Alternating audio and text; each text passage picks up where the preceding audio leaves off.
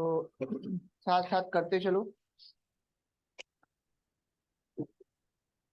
Jupiter पे एक file बनाओ।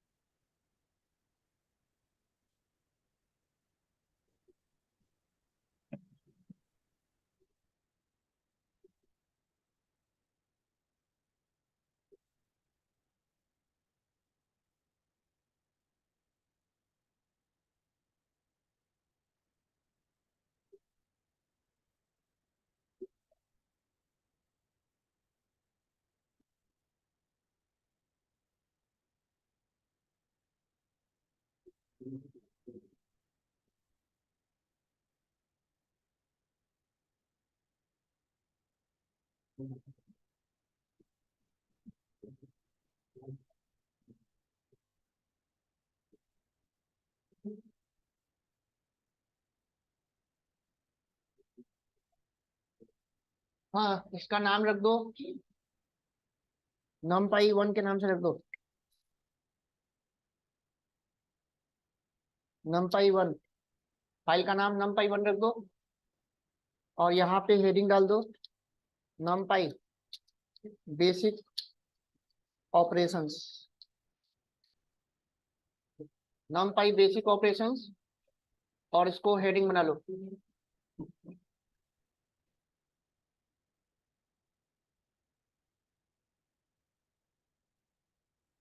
अनीता, हो गया यहाँ तक?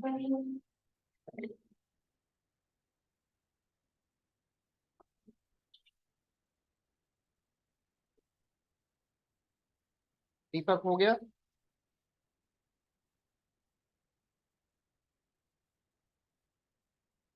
जी सर, हो गया।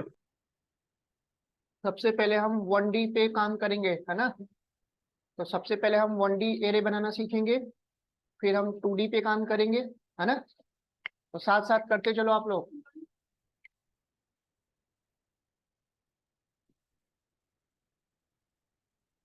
तो सबसे पहले आपको क्या करना होगा, numpy की लाइब्रेरी सबसे पहले इंपोर्ट करनी होगी।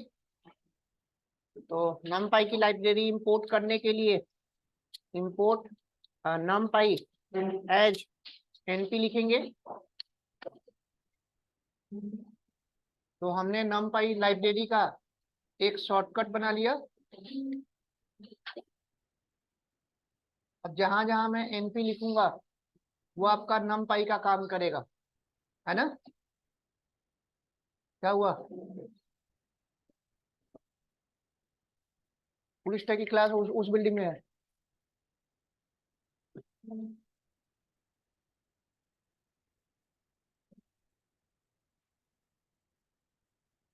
देखो, लेट मत आया करो, टाइम से आ जाया करो आप लोग, हैं? मेट्रो कभी लेट नहीं होती, आप लेट होते हो। मेट्रो लेट नहीं होती, आप पहले चलो।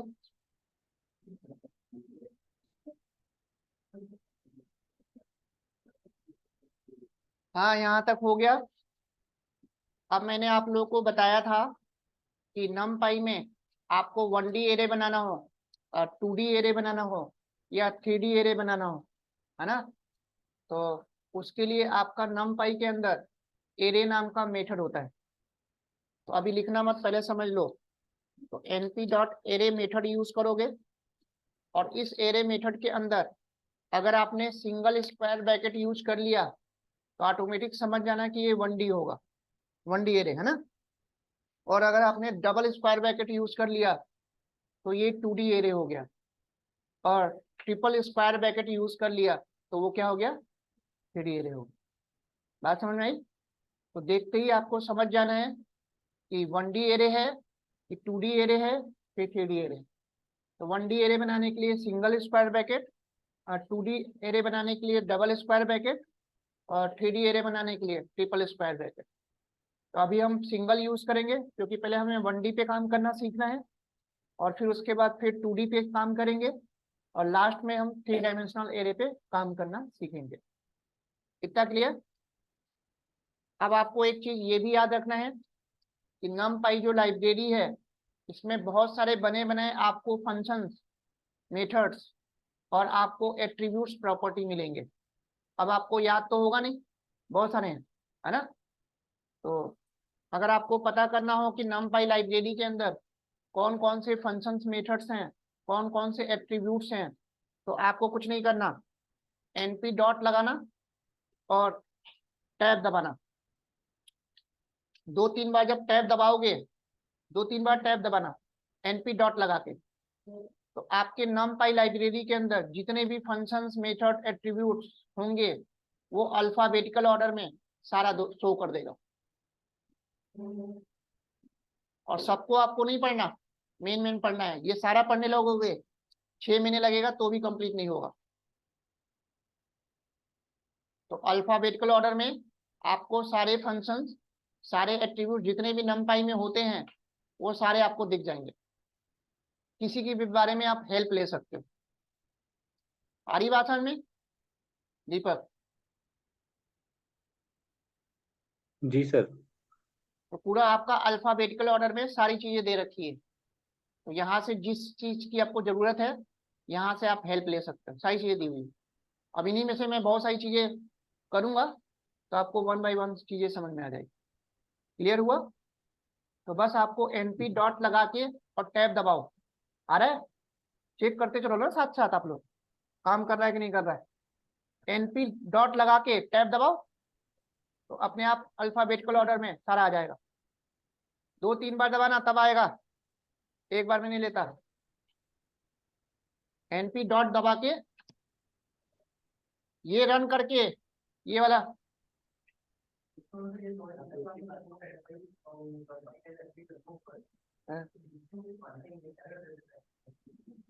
आप लिख तो देते हो, रन करते नहीं हो सेल को, तो कहाँ से काम करेगा? ठीक है, तो रन करोगे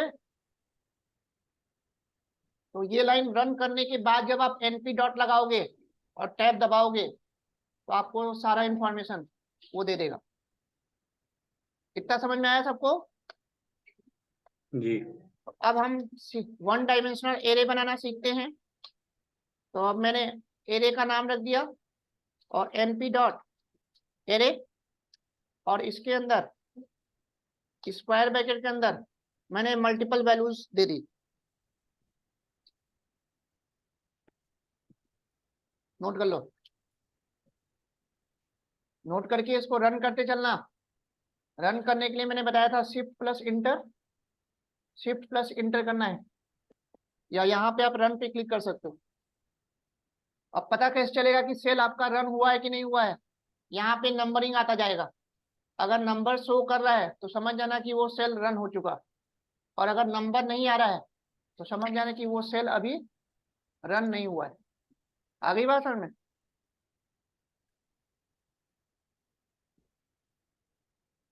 तो ये आपका 1D एरे बन गया। यहाँ तक क्लियर है? अब आप टाइप जी का सर। यूज करके इसका डेटा टाइप पता करोगे। तो ये आपका नया डेटा टाइप बना। तो जैसे ही टाइप करोगे अब ये दिखाएगा NumPy ND एरे। तो NumPy ND एरे का मतलब n डायमेंशनल एरे। इसका फुल फॉर्म क्या है? n dimensional array. तो NumPy लाइब्रेरी के अंदर आपका ये एक डेटा टाइप, नया डेटा टाइप बन गया, n डायमेंशनल एरे। यहां तक क्लियर? अब जब आप इसको डिस्प्ले करोगे, अब आपको ये तो पता है जुपिटर में डिस्प्ले करने के लिए प्रिंट लगाने की जरूरत नहीं होती, तो केवल वेरिएबल का नाम दोगे वो ऑटोमेटिकली डिस्प्ले कर देगा। तो आपका ये 1D एरे आ गया, बता रहा है। अब इसमें जो इंडेक्सिंग स्लाइसिंग है सेम वैसे ही होगा जैसे हमने लिस्ट में पढ़ा था। तो आप यहाँ पे अगर 0 इंडेक्स करोगे तो फटाफट बताते चलो इसका आउटपुट क्या आएगा, 10। 10 आ जाएगा। और अगर मैं यहाँ पे -1 करूंगा तो क्या आएगा, 60। 60। आ रही बात समझ में, साथ साथ करते चलो फटाफट। जैसे ही 0 इंडेक्स करोगे 10 आ जाएगा, -1 करोगे 60 आ जाएगा। यहां तक हो गया सबका। हो गया सर।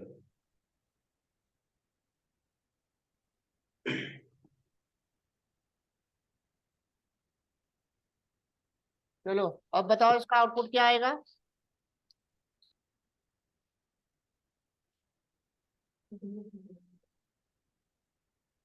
क्या आएगा, सर लास्ट तक चल जाएगा, उल्टा आ जाएगा ना। सारा उल्टा मेरे जाएगा। को क्या किया, रिवर्स कर दिया।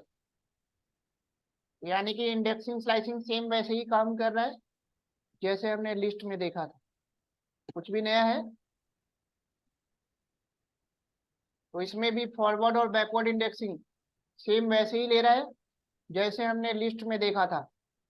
फॉरवर्ड इंडेक्सिंग हमेशा 0 से स्टार्ट होगा और बैकवर्ड इंडेक्सिंग -1 से स्टार्ट होगा।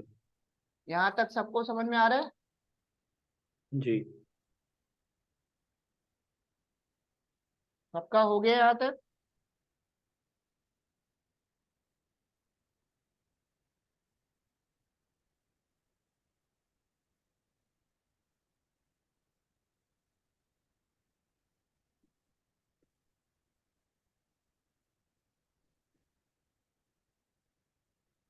अब बताना इसका आउटपुट क्या आएगा।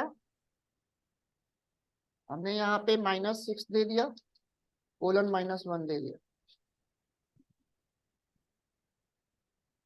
क्या आएगा, क्या आएगा इसका आउटपुट।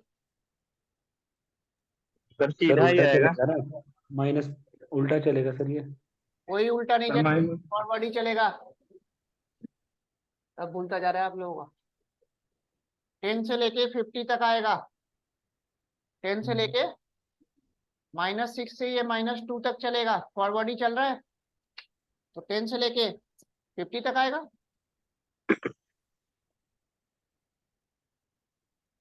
तब पूरा ले लेगा। तो कुछ नया नहीं है, सारी चीजें वही है। आप लोगों को बस रिवीजन करना है थोड़ा इंडेक्सिंग स्लाइसिंग का। अब मेरे को पूरा चाहिए, तो अब बताओ यहाँ पे लास्ट में मैं वैल्यू क्या दूं कि वो पूरा आ जाए 10 से लेके 60 तक।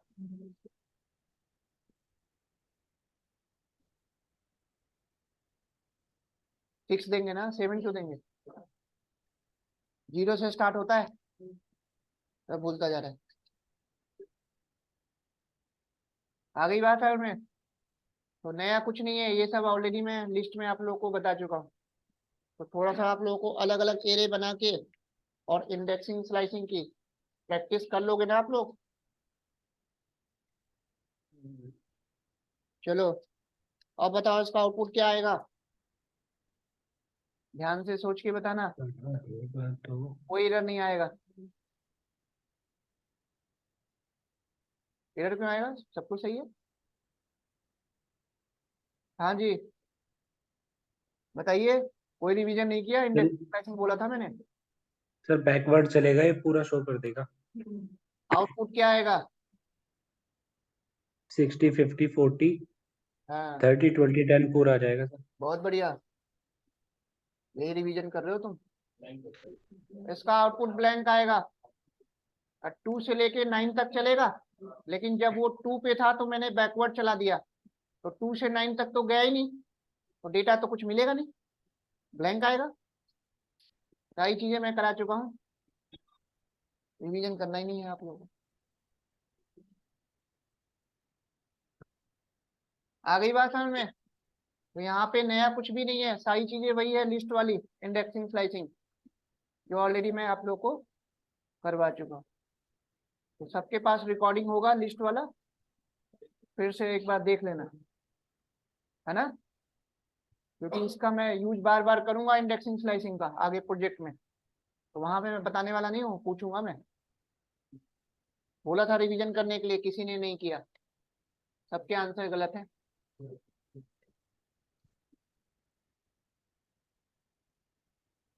इंटरव्यू कैसे दोगे आप लोग? हैं? पाइथन का बेसिक ही नहीं आप लोगों को पता, इंडेक्सिंग स्लाइसिंग। इतना आप लोग को ट्रेंड होना चाहिए, देखते ही आंसर तुरंत देना है। चलो अब बताना है इसका आउटपुट क्या आएगा।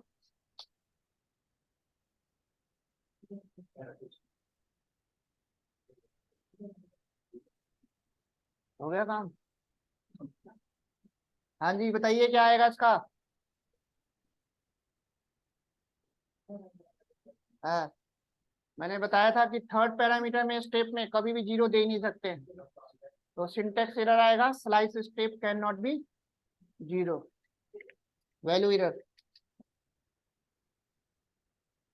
तो ब्लैंक में और एरर में बहुत डिफरेंस है। ब्लैंक का मतलब आपका सिंटेक्स सही है ना? वहां पे वो मतलब नहीं समझेगा, वहां पे ब्लैंक और एरर, वहां मतलब आपका नहीं समझेगा। सीधे आपको बताना है सिंटेक्स एरर अलग है, ब्लैंक अलग है, दोनों का कॉन्सेप्ट ही अलग है। तो यहाँ पे सीधे आपको बताना था syntax error, slice step can not be zero. तो ये सारी चीजें मैं ऑलरेडी करवा चुका हूँ, आप लोगों को थोड़ा सा प्रैक्टिस करना होगा। दीपक यहाँ तक बात समझ में आ गई? जी सर। तो नया तो मैंने कुछ नहीं बता रहा हूँ, चीजें वही हैं। हम्म, बस ये तो आपके लिए और इजी हो गया, क्योंकि एरे में सिमिलर टाइप का डेटा लेगा, या तो इंटीजर है तो सारा इंटीजर लेगा, फ्लोट है तो सारा फ्लोट लेगा, और स्ट्रिंग है तो सारा स्ट्रिंग लेगा। history। जबकि लिस्ट में आपका इंटीजर भी होता था, फ्लोट भी होता था, और स्ट्रिंग भी होता था। तो अब आपको 1D एरे बनाना और इसका इंडेक्सिंग और स्लाइसिंग सबको क्लियर है? कर लोगे ना? जी बार बार पूछूंगा मैं, अब कल फिर पूछूंगा मैं 2D एरे पे इंडेक्सिंग स्लाइसिंग, फिर देखता हूँ कौन गलत गलत बता रहा है। तो इंडेक्सिंग स्लाइसिंग बार बार आएगा आपका, डेटा साइंस में, मशीन लर्निंग में बार बार आएगा, उसी पे तो काम ही करना है, और नया कुछ है नहीं। तो आपको प्रैक्टिस इतना करना है कि देखते ही आंसर सही बता पाओ, अदरवाइज आप काम नहीं कर पाओगे।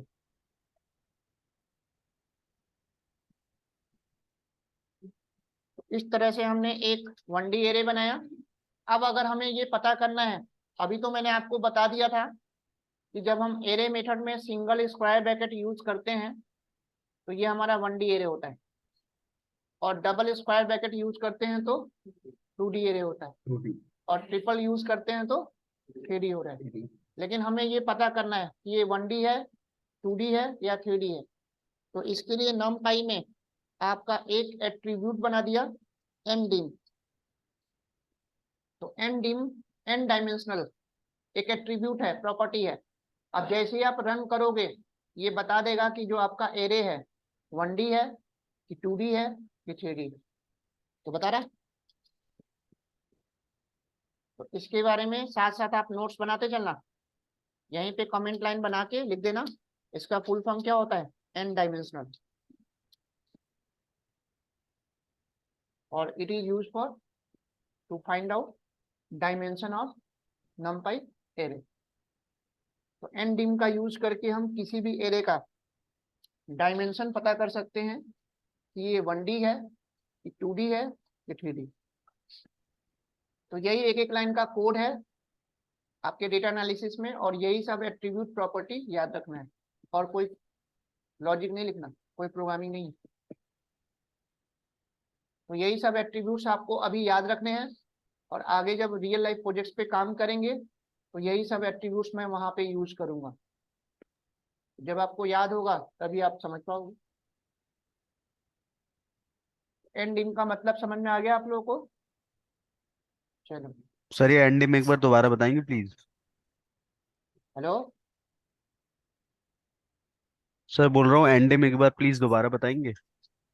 एन डायमेंशनल एरे ये बताता है कि जो आपने एरे वेरिएबल बनाया है ना, वो आपका 1 डायमेंशनल है कि 2 डायमेंशनल है कि 3 डायमेंशनल है।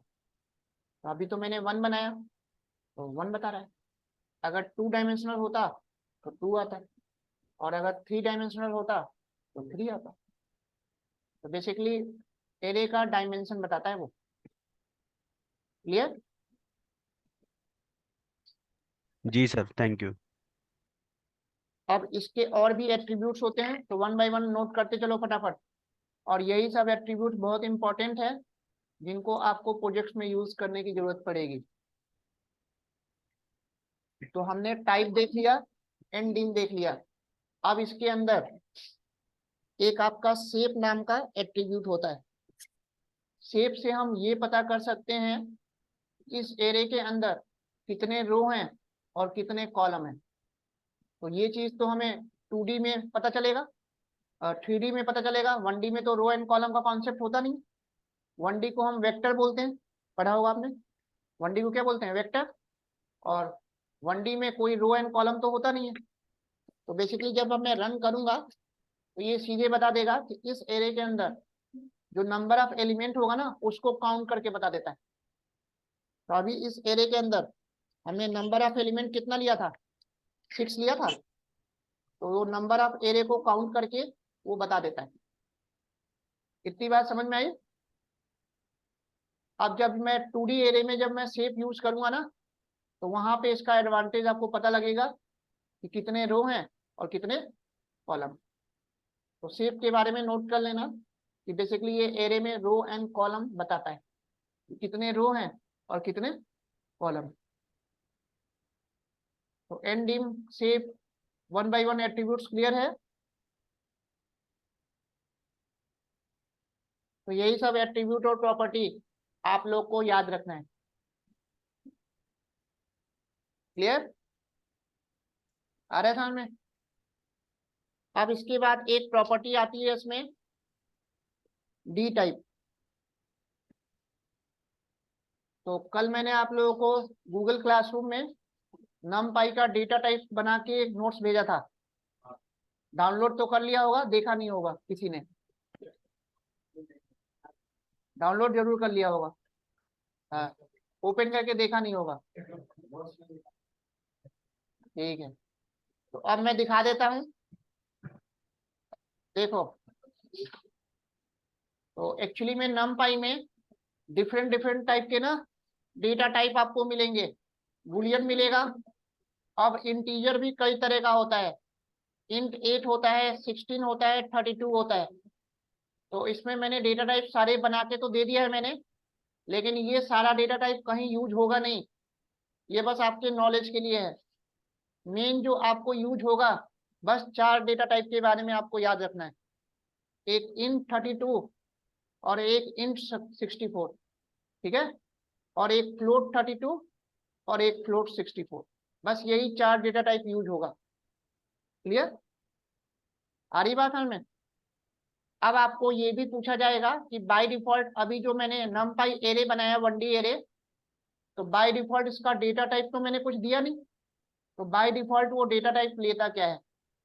तो आपको ये बताना है कि बाय डिफॉल्ट ये जो डेटा टाइप लेता है वो int 32 लेता है। क्या लेता है? int 32। आ रही बात समझ में? और int 32 का मेमोरी साइज आपको याद रखना है, बताया भी था मैंने, 4 बाइट लेता है। int 32 का मेमोरी साइज कितना लेता है? 4 बाइट। और int 64 बिट का जो साइज होता है वो 8 बाइट लेता है। लिख लेना, int 32 4 बाइट लेता है और int 64 कितना लेता है? 8। और बाय डिफॉल्ट जब भी आप एरे बनाओगे तो उसका डेटा टाइप आप पता करोगे तो क्या लेगा, int32। ये देखो बता रहे। तो अभी जो हमारा एरे बना उसका डेटा टाइप क्या है, int32। अब मेरे को इसका मेमोरी साइज पता करना है ना। तो मेमोरी साइज पता करने के लिए इसमें आइटम साइज नाम का एक प्री डिफाइंड एट्रीब्यूट होता है। ये मैंने कल भी बताया था आप लोगों को। तो numpy एरे के अंदर अगर आपको मेमोरी साइज पता करना है तो उसके लिए क्या यूज करोगे, आइटम साइज। नोट कर लो। अब ये आइटम साइज जो एट्रीब्यूट है वो एरे के ईच एलिमेंट का मेमोरी साइज बताएगा। तो 4 बता रहा है, ये देखो। वही अगर आपका ये एरे 64 बिट का होता तो 8 बताता। इंट 64 बिट अगर होता तो क्या बताता, 8। तो ये चीज, ये सब आपको याद करना है, रटना है। इसको आप चेंज नहीं कर सकते, प्री डिफाइंड होता है। तो डी टाइप से हमने क्या पता कर लिया, डेटा टाइप, और आइटम साइज से मेमोरी साइज ईच एलिमेंट का। यहां तक किसी को कोई डाउट हो तो पूछ लेना। रटने वाली चीजें हैं, इसमें कुछ ऐसा दिमाग लगाने वाला चीज नहीं है। और 2-4 बार प्रैक्टिस करोगे याद हो जाएगा।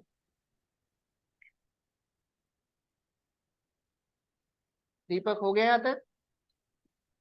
जी सर। साथ साथ आप लोग कर रहे हो ना? हाँ जी। साथ साथ करके इसको सेव करते रहना, बीच बीच में फाइल सेव होती रहे आपकी यहाँ पर।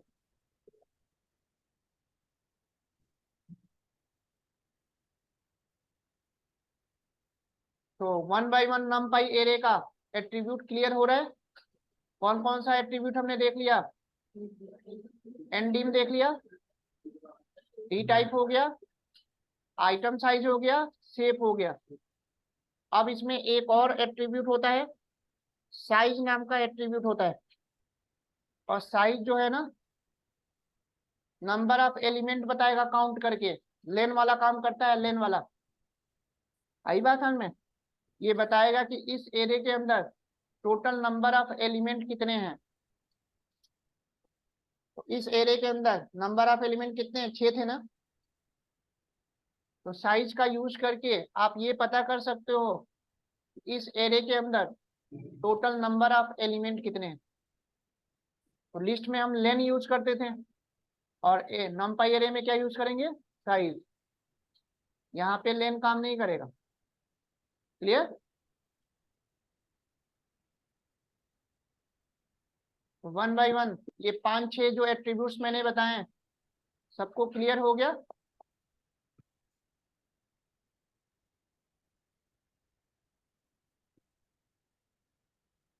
यहाँ तक सबका हो गया?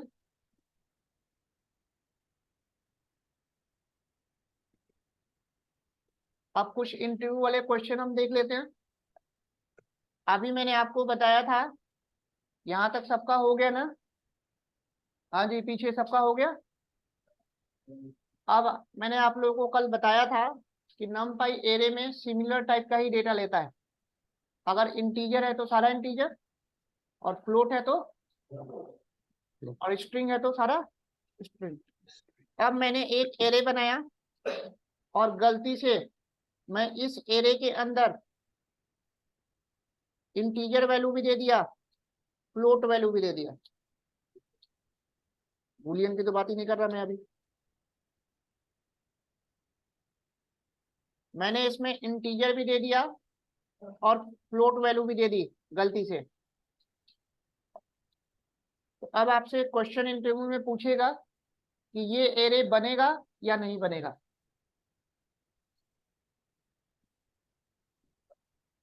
अच्छा, तो बन जाएगा तो फिर वो क्या लेगा,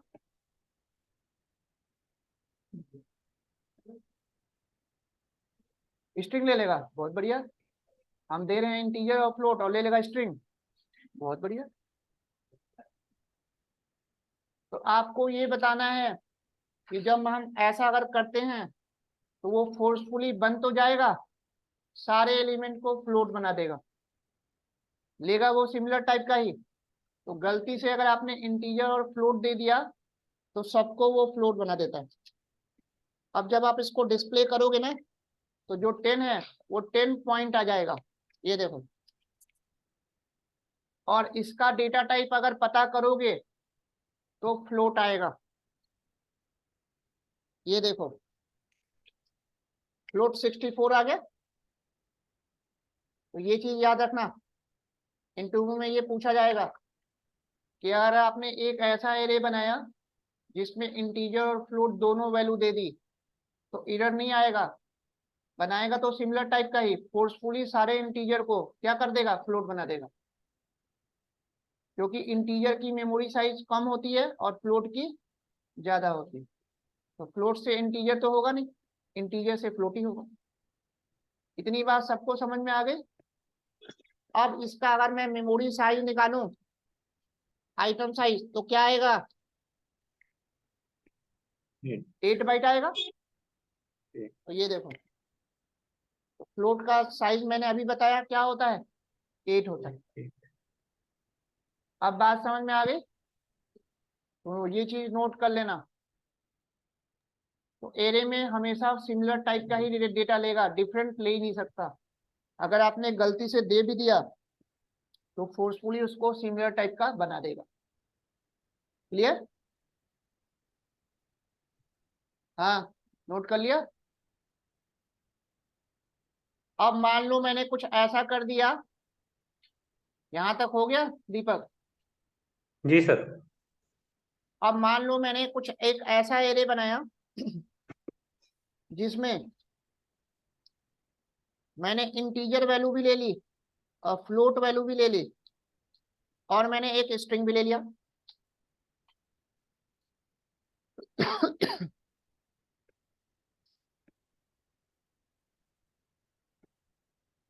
तो अब बताओ ये बनेगा या नहीं बनेगा? शुभम बताओ, बनेगा? हमने इंटीजर भी ले लिया, फ्लोट भी ले लिया, स्ट्रिंग भी ले लिया। तो क्वेश्चन ये है कि ये एरे बनेगा या नहीं बनेगा? हाँ जी दीपक बताओ। सर शायद नहीं बनना चाहिए। सारी चीजें पॉसिबल है, कोई एरर नहीं आएगा, बन जाएगा। अब ये क्या करेगा, सबको स्ट्रिंग बना देगा। और ये स्ट्रिंग नहीं बनाता, इसमें एक नया डेटा टाइप बनाता है, यूनी स्ट्रिंग। क्या बोलेंगे उसको, यूनी स्ट्रिंग, लिख लेना। और जब ये यूनी स्ट्रिंग बनाता है तो ये एक एलिमेंट का जो साइज लेगा वो 128 बाइट लेगा, जो बहुत ज्यादा है। और ऐसा हमने बना तो लिया, लेकिन हम ऐसा एरे कभी भी बनाएंगे नहीं। क्यों? क्योंकि हमें स्ट्रिंग पे काम ही नहीं करना। डेटा एनालिसिस में, मशीन लर्निंग में कहीं पे भी आपको स्ट्रिंग डेटा अगर मिलता भी है तो उसको नंबर में आपको कन्वर्ट करना ही करना है, क्योंकि स्ट्रिंग में आप कोई भी मैथमेटिकल ऑपरेशन परफॉर्म नहीं कर सकते। तो बना तो हम सकते हैं, लेकिन जब भी हम नमपाई एरे बनाएंगे तो या तो हम इंटीजर टाइप का बनाएंगे या तो फ्लोट टाइप का, कभी भी हम स्ट्रिंग टाइप का नहीं बनाएंगे। क्योंकि हमें स्ट्रिंग पे काम ही नहीं करना, काम किस पे करना है, न्यूमेरिक डेटा पे। तो ये देखो बन तो गया। अब आपको दिख रहा होगा कि सबको क्या बना दिया उसने, स्ट्रिंग बना दिया। सब में सिंगल कोट लग गया, इसका मतलब ये स्ट्रिंग हो गया। और लास्ट में बता भी रहा है कि जो इसका डेटा टाइप है ये U32 ले रहा है। U32 का मतलब यूनी स्ट्रिंग। अब इसके एक आइटम साइज का अगर मैं पता करूं, एक एलिमेंट का साइज, तो याद रखना 128 बाइट लेता है, बहुत ज्यादा है ना। तो इस डेटा का कोई यूज है नहीं, इतना साइज ले रहा है, इतने साइज पे तो हमें काम ही नहीं करना। इतनी बात सबको समझ में आ गई? तो ये वाला एरे हम कभी भी बनाएंगे नहीं, ना हमें जरूरत पड़ेगी। हमें स्ट्रिंग पे काम ही नहीं करना, काम हमें केवल इंटीजर और फ्लोट पे करना है। इतनी बात समझ में आ गई? कोई कंफ्यूजन? अब आपको ये चीज क्लियर हो गया कि numpy एरे में जब भी बनेगा वो सिमिलर टाइप का ही डेटा लेगा। अगर गलती से हमने डिफरेंट दे भी दिया तो भी वो उसको फोर्सफुली सिमिलर टाइप का डेटा बना देता है, एरर नहीं आता। यहां तक हो गया सबका? अच्छा, कोई डाउट हो यहां तक तो पूछ लो।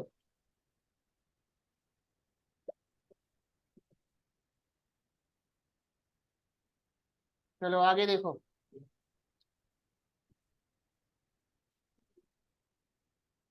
ये मैंने एक एरे बनाया, 1D एरे बनाया।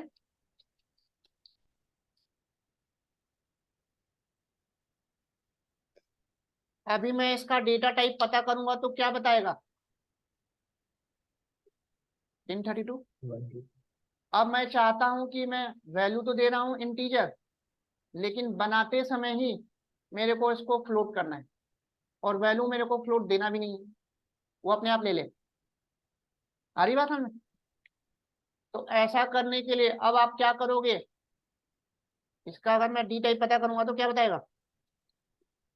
int32। अब मैं चाहता हूं कि ये int64 बने। बाय डिफॉल्ट तो int32 बनता है।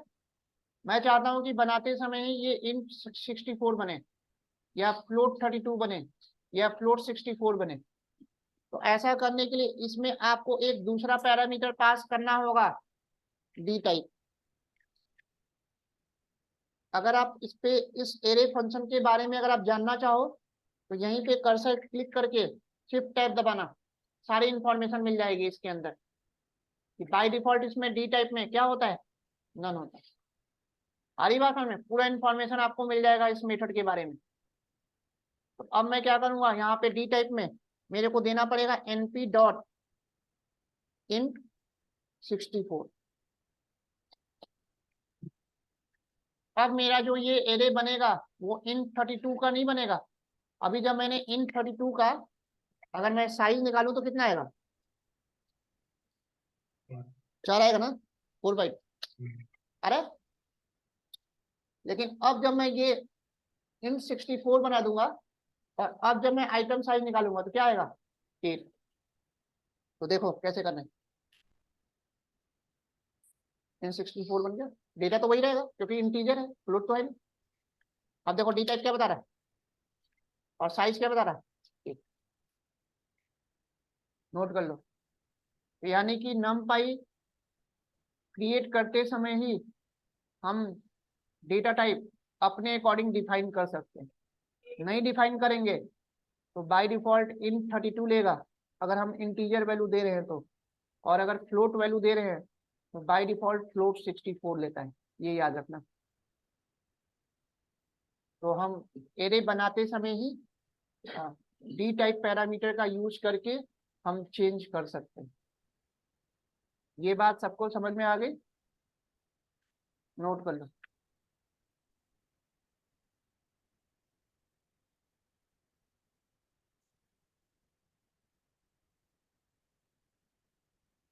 सर आपने क्या बताया था, जो शिफ्ट के साथ हम प्रेस करेंगे तो सारा डेटा दिखा देगा वहां पे, कि क्या शिफ्ट क्या है? Tab, shift tab, tab button.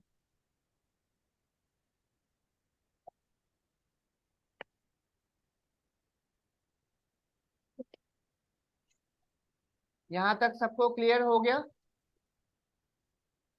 हाँ जी हो गया। काम कर रहा है सब सही? सेव कर रहे हो उसको? सेव, अरे सेव कर रहे हो फाइल को?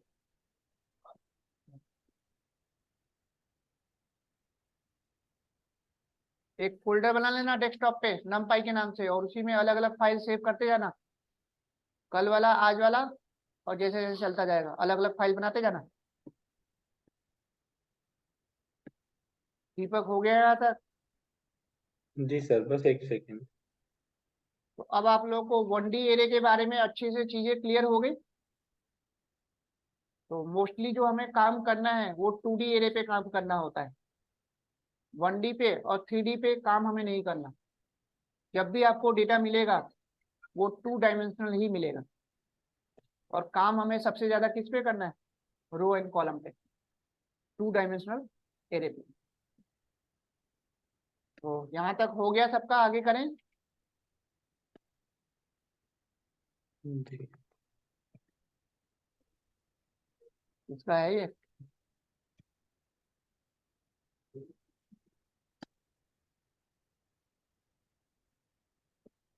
यहाँ तक सबने नोट डाउन कर लिया ना? 1 बाय 1 सबको क्लियर हो रहा है? चलो, तो अब आपको दिख रहा होगा कि इसमें कोई प्रोग्रामिंग तो हम यूज कर नहीं रहे ना, बस आपको फंक्शंस याद रखने हैं, एट्रीब्यूट्स याद रखने हैं। चलो, अब मैं 2D एरे बनाना बताने जा रहा हूँ, ठीक है? ध्यान से देखना। अब आपको 2D एरे बनाने के लिए, हाँ समझ लो, मेथड तो यही यूज होगा। अब यहाँ पे मैं डबल स्क्वायर ब्रैकेट यूज करूंगा। तो सिंगल स्क्वायर ब्रैकेट का मतलब 1D, और डबल यूज कर लिया तो 2D। 2D। अब 2D में हमें रो एंड कॉलम बनाना होगा। तो अब फटाफट देख के मेरे को बताना कि ये जो मैंने 2D एरे बनाया, इसमें कितने रो बनेंगे और कितने कॉलम बनेंगे। ध्यान से देख के बताना, देखते ही आपको आंसर बता देना है। हाँ, 3 रो 2 कॉलम। पता कैसे करना है आपको? इसके अंदर मैं जितने भी स्क्वायर ब्रैकेट यूज कर रहा हूँ, ये रो है। पहला रो, दूसरा रो, तीसरा रो, और हर रो में जितने एलिमेंट हैं उतने कॉलम। तो देखते ही आपको पता चल गया कि इसमें 3 रो बनेगा और 2 कॉलम बनेगा। तो ये हमारा 3/2 का एक मैट्रिक्स बन गया। क्या बन गया? 3/2 का मैट्रिक्स। अगर आप लोगों ने सी पढ़ा होगा तो उसमें 2D एरे में मैट्रिक्स बनाते थे, है ना? तो ये आपका 3 रो और 2 कॉलम बन गया। अब रन करके मैं देखूंगा तो वहां पे 3 रो और 2 कॉलम दिखा देगा। तो 2D एरे कैसे बनाना है सबको क्लियर हुआ? ये देखो, आपको सीधे दिख रहा होगा, रो एंड कॉलम तो पता है ना? हॉरिजॉन्टल लाइन को रो और वर्टिकल लाइन को कॉलम। तो देख के आपको पता चल रहा है कि 3 रो और 2 कॉलम बन गए। दीपक, यहाँ तक बात समझ में आ गई? जी सर। तो जैसा आपको मैट्रिक्स बनाना हो, 3/3 का बनाना है, 3/3 का बनाओ, जैसा चाहे वैसा बना सकते हो। तो यही आपको आज प्रैक्टिस करनी है। चलो, अब इसका थोड़ा इंडेक्सिंग देख लें कैसे लेगा। कॉपी पे बना लो जो मैं बना रहा हूँ, फिर मैं पूछूंगा इंडेक्सिंग स्लाइसिंग कल। तो इसकी प्रैक्टिस करके आना है 2D का, और काम ही आपको 2D पे करना है, और नया कुछ नहीं है।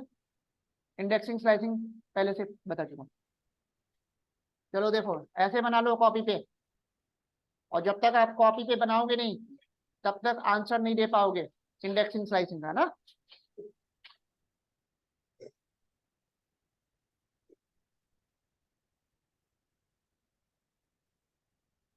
दीपक, यहाँ तक बात समझ में आ रही है? हाँ जी सर। तो इस तरह से बना लो जैसे मैं बना रहा हूँ। 3 रो बनाना है, 2 कॉलम बनाना है। ये पहला रो, ये दूसरा रो, और ये तीसरा रो, है ना? और यहाँ पे वैल्यू क्या है? 10 है। यहाँ पे वैल्यू 20 है। यहाँ पे वैल्यू 30 है। यहाँ पे वैल्यू 40 है। यहाँ पे वैल्यू 50 है। और यहाँ पे वैल्यू कितनी है? 60। इस तरह से लिख लो। अब आपको अगर मैं इंडेक्सिंग की बात करूं तो कुछ नया तो है नहीं। अब कॉलम का जो इंडेक्स होगा वो 0 और 1, है ना? ये 0 होगा और ये 1 होगा। हाँ, फॉरवर्ड इंडेक्सिंग की बात करो तो, और बैकवर्ड इंडेक्सिंग की बात करो तो ये -1 होगा और ये -2। कोई कंफ्यूजन? और रो का इंडेक्सिंग की मैं बात करूं तो ये 0, ये 1 और ये 2, है ना। और बैकवर्ड इंडेक्सिंग की मैं बात करूं तो ये -1 रो, ये -2 रो, और ये -3 रो। आ गई बात समझ में? बना लो ऐसे।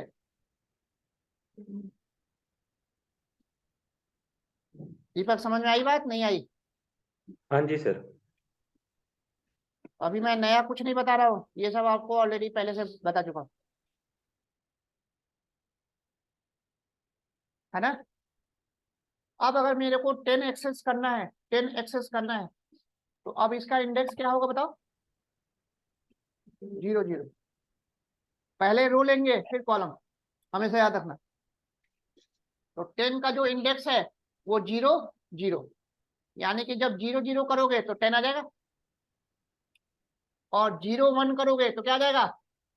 जी तो लिखते चलना, इसका 10 का इंडेक्स 0 0 है, इसका 0 1 है, इसका 1 0, इसका 1 1, इसका 2 0, इसका 2 1। पहले रो को लेना है फिर कॉलम को लेना है, यही कॉन्सेप्ट होता है। तो अब तो आपको हर एलिमेंट का इंडेक्स समझ में आ गया कि कोई भी इस मैट्रिक्स में से अगर सिंगल आपको एलिमेंट एक्सेस करना है तो इंडेक्स क्या देना होगा। इसमें कोई कंफ्यूजन?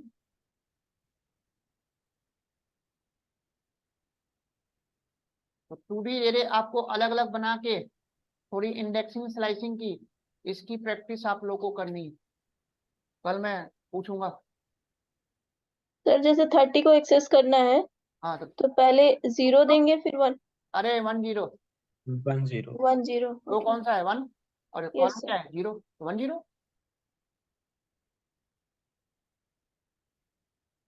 हाँ जी, बना लिया आप लोगों ने? तो ये देखो, कुछ नहीं करना, आपको 30 चाहिए ना, 1 0।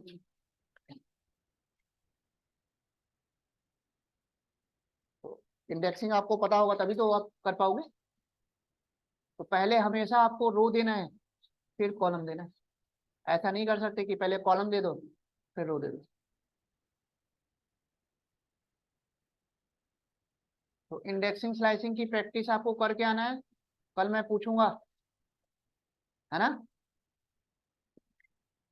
अलग अलग मैं बनाऊंगा मैट्रिक्स, और अलग अलग मैं पूछूंगा कल, और बैकवर्ड वाला सबसे ज्यादा पूछूंगा, माइनस वाला प्रॉब्लम उसी में आती है।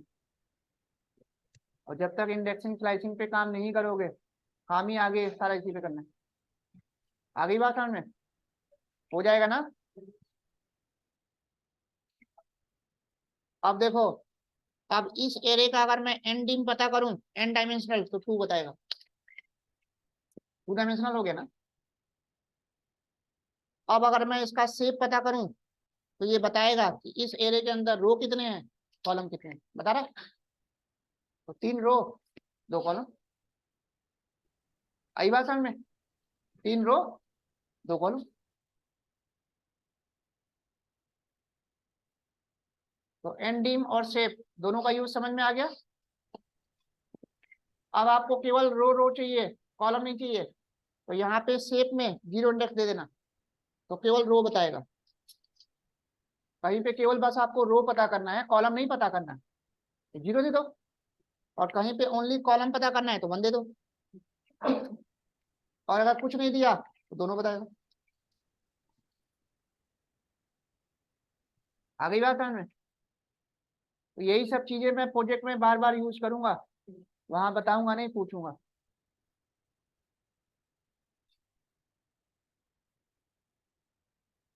तो इसकी प्रैक्टिस आपको कुछ ऐसे करनी है 2 बार 4 बार, कि ये सारे एट्रीब्यूट प्रॉपर्टी याद हो जाए कि किसको आपको कैसे यूज करना है, तभी आप प्रोजेक्ट पे काम कर पाओगे, अदरवाइज नहीं कर पाओगे। सर जैसे 0 दिया तो फिर इसने रो बताया ना सर 3। हाँ, और 1 अगर 1 1 पहले दे देंगे हमेशा तो रो बताएगा फिर कॉलम बाद में बताएगा। 1 दिया तो कॉलम, 0 दिया तो रो, और कुछ नहीं दिया तो दोनों। yes, sir। यहाँ तक चीजें क्लियर? जी सर। अब ध्यान से देखो, अब जो मैं इंपॉर्टेंट चीजें बताने जा रहा हूँ। और अब इस एरे में आप डी टाइप, वो सब D type, size, item size सब पता कर लोगे। तो डी टाइप क्या आएगा, इन 32 आएगा है। आइटम साइज क्या आएगा, 4 आएगा, क्योंकि बाय डिफॉल्ट हमने वैल्यू क्या लिया, इंटीजर लिया है ना। तो अगर मैं इस एरे का डी टाइप पता करूंगा तो क्या बताएगा, इन 32 बताएगा। और इसका आइटम साइज पता करूंगा तो 4 बताएगा। और साइज पता करूंगा तो साइज कितना बताएगा, 32। 6 बताएगा है ना। नंबर ऑफ एलिमेंट 60 तो है। तो ये जो मैंने एट्रीब्यूट्स बताए हैं, ये 1D के लिए भी काम करेगा, 2D के लिए भी काम करेगा और 3D के लिए काम करेगा, सबके लिए सेम काम करेगा, अलग अलग नहीं है।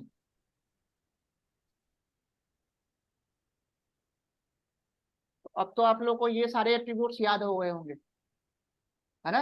ये 5-6 एट्रीब्यूट्स आपको याद रखने ही रखने, जिनको हम बार बार यूज करेंगे। कितना क्लियर। चलो आगे देखो। अब आपसे इंटरव्यू में पूछेगा स्पार्स मैट्रिक्स हम कैसे बनाएंगे। स्पार्स मैट्रिक्स पढ़ा है किसी ने, नाम सुना है। हाँ जी दीपक, सुना है ना। नहीं सर। ऐसा मैट्रिक्स जिसमें मोस्टली सारे एलिमेंट जीरो होते।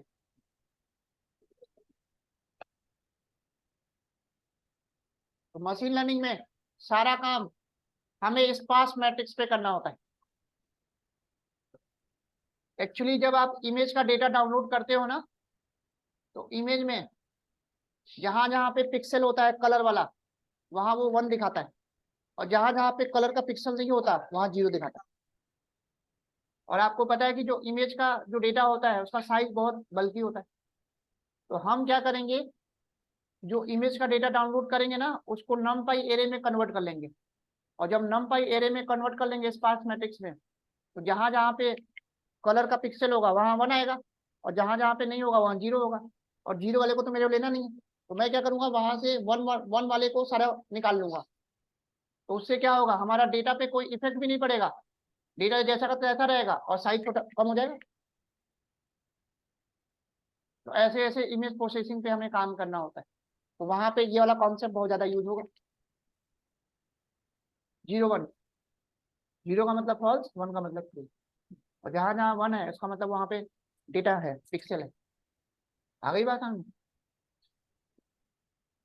तो अगर आपको बोल दिया गया, ये इंटरव्यू में पूछेगा कि आपको एक ऐसा 2D एरे बनाना है, मैट्रिक्स बनाना है, जिसमें सारे एलिमेंट 0 0 0 ले।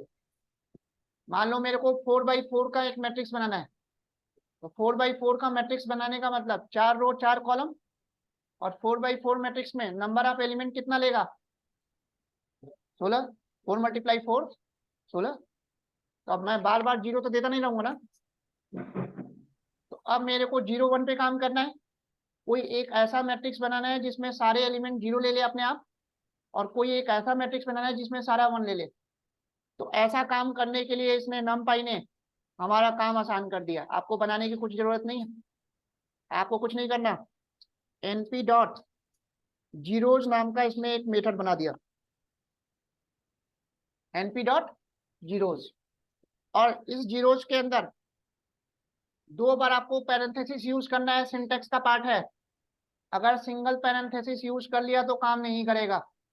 और इसमें आपको देना होगा डायमेंशन। तो मैंने डायमेंशन क्या दे दिया, 3/2 या 3/3 दे देता हूँ। यानी कि अब 3 रो और 3 कॉलम बनाएगा, और सब में एलिमेंट 0 0 अपने आप डाल देगा, मेरे को कुछ नहीं करना। काम कितना आसान कर दिया।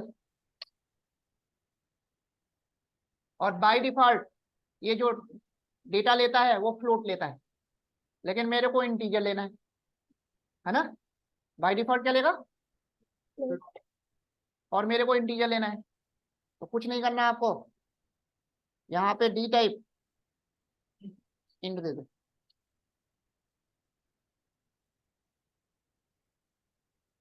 बात समझ में आ गई तो लिख लो।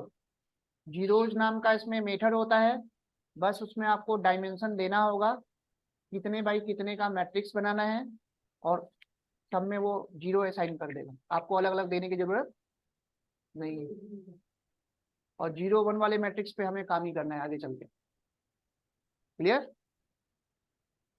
दीपक समझ में आ गई बात? जी। शिफ्ट टैब दबाओगे यहाँ पे तो बताएगा सारे के बारे में। देखो बाय डिफॉल्ट डी टाइप में क्या दे रखा है, फ्लोट।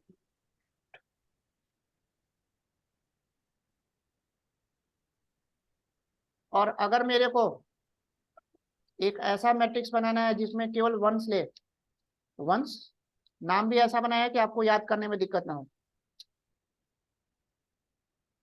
और ये भी बाय डिफॉल्ट क्या लेगा, फ्लोट लेगा। तो अब मैंने 4 रो और 3 कॉलम बनाए, 4/3 का मैट्रिक्स बना दिया। अब इसमें भी मैं चाहता हूं कि इंटीजर ले, तो डी टाइप इंट कर देंगे।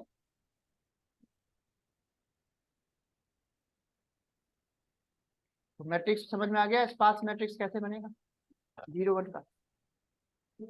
सारी बात है, कोई प्रोग्रामिंग नहीं करनी, प्रोग्रामिंग वो खुद कर रहा है, सी की लॉजिक कोडिंग चल रही है जो आपको नहीं करना। इसी काम को करने के लिए सी में हमें पूरा लूप वूप चला के पूरा प्रोग्राम लॉजिक लिखना पड़ता था। यहाँ पे आपको कुछ नहीं करना, बस मेथड के नाम याद रखना।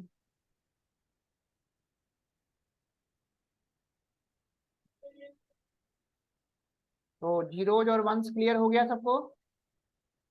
हाँ हाँ, यहाँ तक नोट डाउन कर लिया सबने? जी सर। तो जब फ्लोट लेगा तो उसमें आपका वो दिखा देगा ना, मतलब जब हम चेक करते हैं तो डी नन टाइप में दिखा। फ्लोट 64 दिखा देगा, और यहाँ पे डी टाइप में इन 32 दिखा देगा। नहीं सर, नन दिखाएगा सर उसकी पोजीशन हाँ पे। क्यों दिखाएगा? फ्लोट होगा तो फ्लोट बताएगा, इंटीजर होगा तो इंटीजर बताएगा। Data type sir, data type बोल रही हूँ। मैं डेटा टाइप की बात कर रहा हूँ, फ्लोट बताएगा, नन क्यों बताएगा? सर मैंने शिफ्ट और टैब के साथ किया तो यहाँ नन बता रहा है। नन दिया होता है, जब आप डेटा दोगे तो उसके अकॉर्डिंग अपने आप डिफाइन कर देगा ना।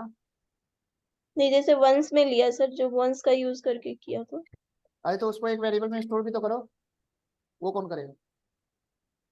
एक वेरिएबल में स्टोर करोगे तब तो वो डेटा टाइप बताएगा। अच्छा। आपने ये डेटा टाइप स्टोर करो, अब इसका डेटा टाइप पता करोगे तब तो बताएगा, आपने स्टोर किया ही नहीं। हाँ बताएगा। Yes sir.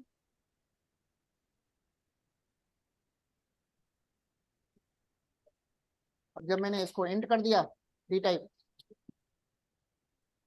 तो इंट बताएगा।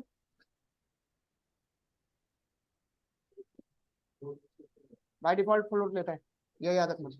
हाँ, फ्लोट जब भी लेगा तो बाय डिफॉल्ट 64 लेगा, और इंट जब भी लेगा तो बाय डिफॉल्ट इंट 32 लेगा। 32। याद कर लेना ये। तो जीरोज और वंस क्लियर हो गया सबको? जी। चलो और देखो, तो यही सब मेथड आप लोग को याद रखना है जो मैं बता रहा हूँ। चीजें क्लियर हो रही हैं आप लोग को? अब इसमें एक इम्पटी नाम का एक मेथड होता है, मैंने 4/4 दे दिया। अब ये क्या करेगा, 4 रो और 4 कॉलम बनाएगा, और उसमें रैंडम कोई भी वैल्यू असाइन कर देगा, रैंडम। तो मेरे को कुछ ऐसा मैट्रिक्स बनाना है रैंडम वैल्यू अपने आप उठा ले, मेरे को देना ना पड़े। ये देखो, तो रैंडम ये कोई भी वैल्यू उठा लेगा। क्लियर? तो अगर आपको कहीं ऐसी जरूरत पड़ गई कि मेरे को एक 2D एरे बनाना है और वैल्यू देना ना पड़े, अपने आप ले ले रैंडम, तो इसके लिए आप इम्पटी वाला मेथड यूज करोगे। है?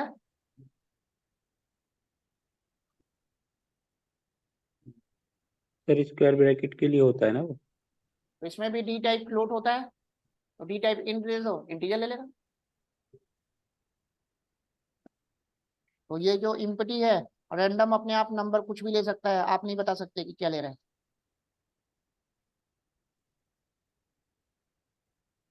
तो जीरोज वंस और इम्पटी, ये तीनों मशीन लर्निंग में जिसका जिसका मशीन लर्निंग है बहुत ज्यादा यूज होगा।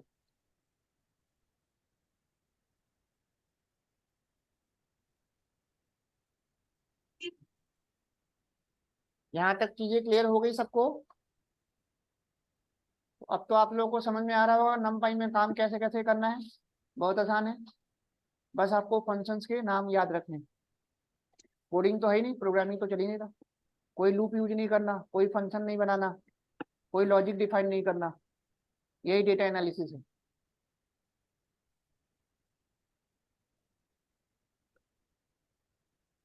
यहाँ तक बात समझ में आ गई सबको?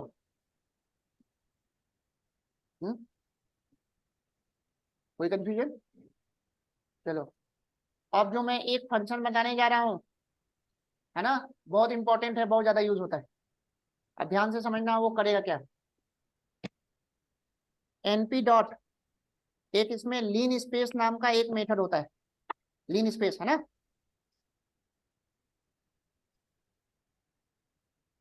और लीन स्पेस में जब आप शिफ्ट टैब दबाओगे तो आपको पैरामीटर दिखा कितने देने हैं। आपको पहले स्टार्ट वैल्यू देनी है, स्टॉप वैल्यू देनी है, और अगर आपने नंबर डिफाइन नहीं किया तो बाय डिफॉल्ट क्या करेगा, मान लो आपने स्टार्ट वैल्यू दे दी 1 और एंड वैल्यू दे दी 10, तो 1 से लेके 10 तक को वो अलग अलग 50 सैंपल्स में डिवाइड कर देगा।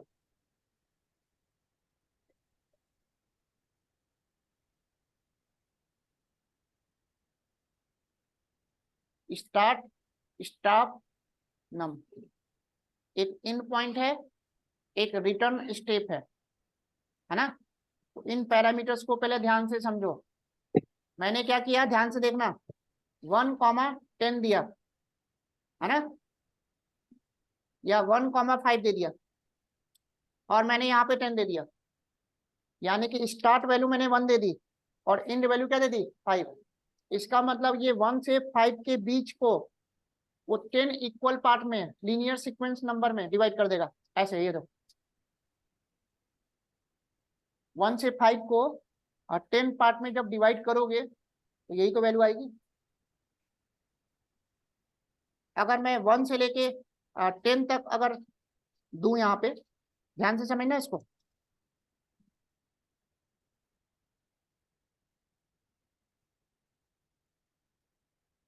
1,10,10 दे दिया, तब तो ये 1 2 3 4 5 आ जाएगा।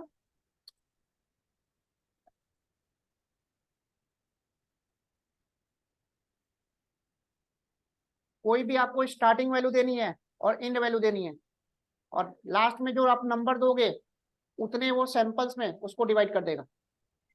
अब आपको ये पता करना है कि ये 1 से 5 को जब उसने 10 पार्ट में डिवाइड किया तो बीच का वो इंटरवल कितना ले रहा है, कितने इंटरवल में वो डिवाइड कर रहा है ना। तो उसको पता करने के लिए यहाँ पे एक पैरामीटर था रिटर्न स्टेप, है ना। तो रिटर्न स्टेप वाले पैरामीटर को ट्रू कर दो।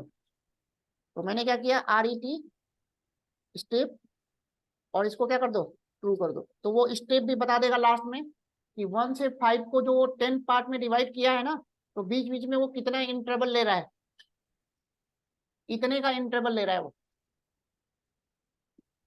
आ गई बात समझ में दीपक?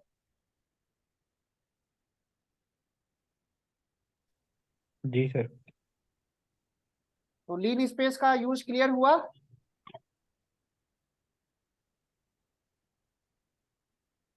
कोई भी आपको स्टार्ट वैल्यू देना है, एंड वैल्यू देना है, और लास्ट में आपने अगर नंबर नहीं दिया तो वो बाय डिफॉल्ट वो 50 पार्ट में डिवाइड कर देगा।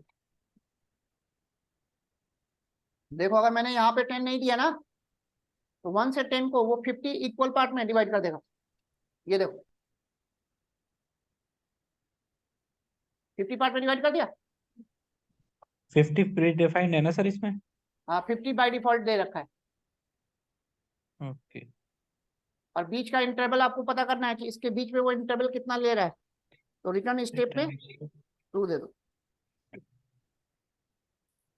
तो लास्ट में आपको बता देगा कि कितने का वो इंटरवल ले रहा है पहले और दूसरे नंबर के बीच में, ये इतने का इंटरवल ले रहा है। चीजें क्लियर हुई?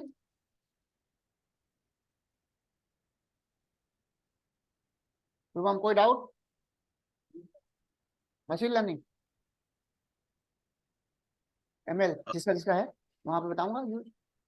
आपको सैंपल आपको रैंडम बनाना होगा, मेरे पास डेटा है नहीं, मेरे को खुद से डेटा बनाना है, तो मैं लिखूंगा नहीं ना, सीधे मैंने स्टार्ट और इंड वैल्यू दे दी, अपने आप बना डिवाइड कर देगा, अपने आप मेरा डेटा बन गया।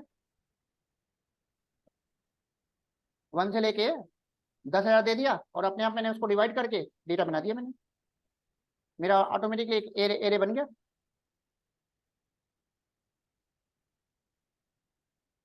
सबको क्लियर हुआ? अब यहाँ पे भी डी टाइप नन है, तो डी टाइप में अगर इंट दे दोगे तो इंटीजर बना देगा। सर तो ये सब में अलग अलग लेगा सर, जैसे रिटर्न स्टेप अगर दिया ट्रू, तो इस जो रिटर्न स्टेप को डिफरेंस बताएगा कि कितना इंटरवल ले रहा है, कितने का इंटरवल ले रहा है। सर, तो सेम अगर वैल्यू दे रहे हैं तो सेम ही आनी चाहिए ना फिर, जैसे आपकी डिफर आ रही है, मेरी डिफर आ रही है, वो बोल रही क्यों डिफर आएगी, सेम आएगी। आप ये सिंटेक्स सही से लिखो ना, ये डिफर कैसे आ जाएगी। सिंटेक्स तो सही लिखा है सर। और अगर आपने इन पॉइंट जो है ये बाय डिफॉल्ट ट्रू होता है, अगर इन पॉइंट फॉल्स दे दिया हाँ, तो ये लास्ट वाली वैल्यू नहीं लेगा, जो 10 है ना ये नहीं लेगा, मतलब 1 से लेकर 9 तक ही लेगा, अगर इन पॉइंट फॉल्स दे दिया तो जैसे यहाँ पे जब डिवाइड कर रहा है तो 10 भी आ रहा है ना,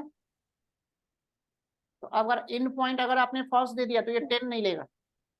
आप चाहते नहीं हो कि लास्ट वाला ले, एक्सक्लूड हो, इंक्लूड ना हो, तो उसके लिए क्या करोगे, फॉल्स। इन पॉइंट को फॉल्स कर दो।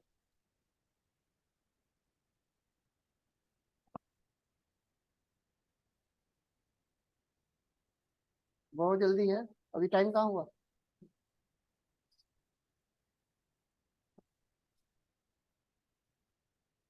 तो ये देखो इंड वाली वैल्यू नहीं ले रहा ना, 10 नहीं ले रहा,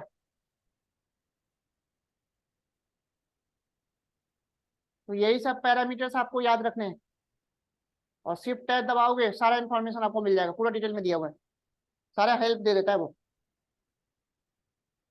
सर शिफ्ट के साथ क्या दबाना होता है? Tab button, tab. दीपक यहाँ तक बात समझ में आ गई? जी सर।